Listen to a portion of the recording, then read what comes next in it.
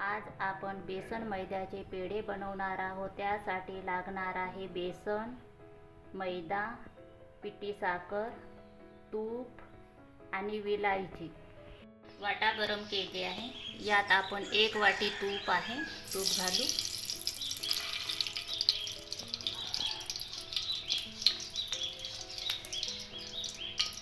एक वाटी बेसन आहे,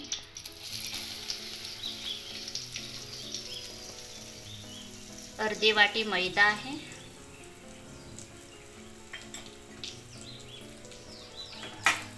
याला असं मिक्स करून घेऊ। कमी गॅसवरच मिक्स करायचं, नाहीतर जळते।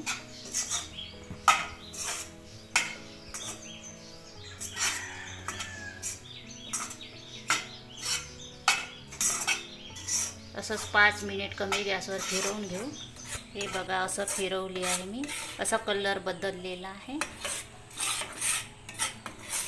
असंच फिरवून घ्यायचं, सतत फिरवत राहायचं, नाहीतर जळते बेसन।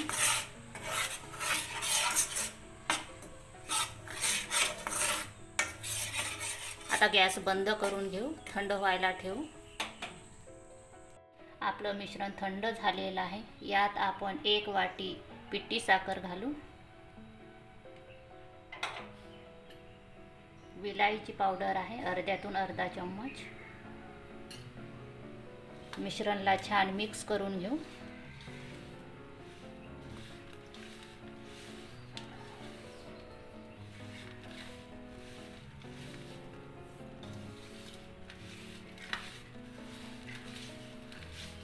मिश्रण चांगल्याने भिजलेलं आहे।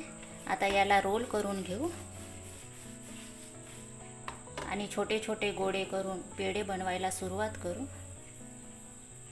गोळा आहे, तुम्ही मोठे छोटे करू शकता। आणि माझ्याकडे हा डब्बा आहे, डब्याच्या आकाराचं हे डिझाईन देऊ।